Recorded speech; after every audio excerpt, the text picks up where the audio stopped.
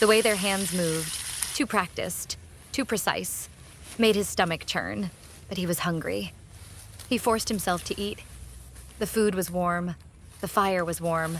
The eyes watching him were ice cold. That's when Scott made the mistake of asking about Ricky's life. Desperate to break the tension, Ricky spoke about his love for the Appalachian Trail, how he meditated, how he felt at home in the wilderness. Scott and Sean exchanged a glance. There was something in their expressions. A shift, not amusement, not understanding. Something else? A creeping sense of recognition. The sound that shattered the night. By 8 p.m., Ricky had had enough. He thanked them for the meal, grabbed his dog, and turned to leave. He had barely taken 10 steps when the night erupted. A deafening explosion. The air shuddered with the force of it. Ricky's body tensed. He turned back, just in time to see Sean's hand fly to his face. His fingers came away dripping with blood, because Sean had just been shot. Beyond the firelight, someone had been watching, waiting. And now, the hunt had begun. What followed that night at Dismal Creek was a bloodbath, a desperate escape, and a terrifying revelation. One that would expose the true identity of Ricky Williams. Or rather, the man who called himself Ricky Williams. His real name? Randall Lee Smith. A murderer. And this was not the first time he had killed. I was in middle school when my parents signed me up for a month-long all-boys summer camp. The kind that was supposed to be filled with adventure, late-night ghost stories, and carefree fun. Instead, it became something much darker. Something that still haunts me to this day.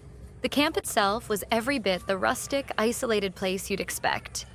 6 or 7 aging wooden cabins scattered through dense, towering trees, a small lake reflecting the murky sky, and a few worn-out fire pits that seemed to have stories of their own.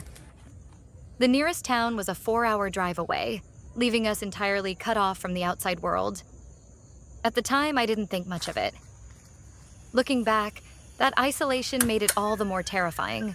On the first day, after unpacking my things and claiming a bunk inside one of the creaky cabins, a few of the other boys suggested exploring the woods before dinner. The camp counselors had told us we were free to roam as long as we stayed within sight of the cabins.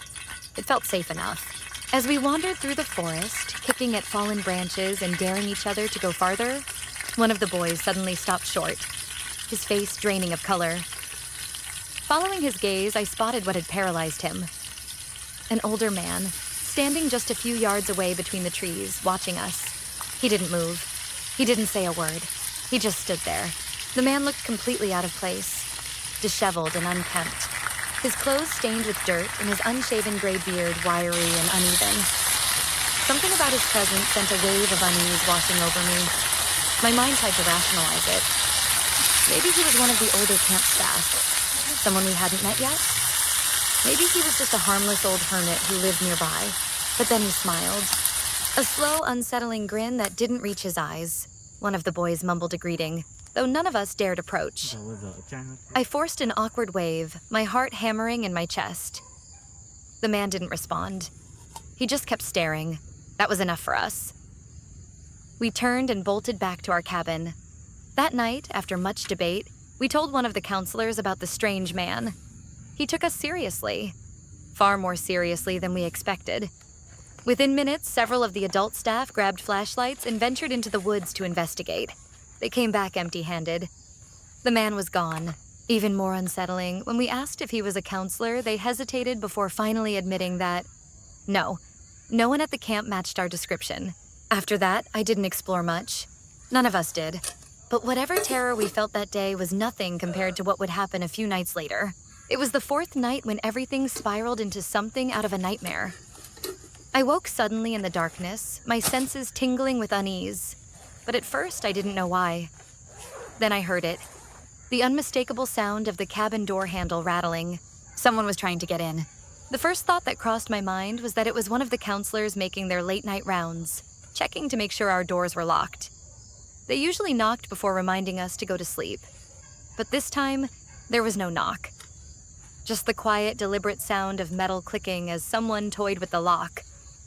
I sat up, my breath caught in my throat. The others were still asleep, oblivious to the potential danger just feet away. My heart pounded as I forced out a nervous call. We're already in bed. I croaked. Instantly, a flashlight beam burst through one of the windows, sweeping slowly across the cabin interior. My stomach lurched. Whoever was outside wasn't.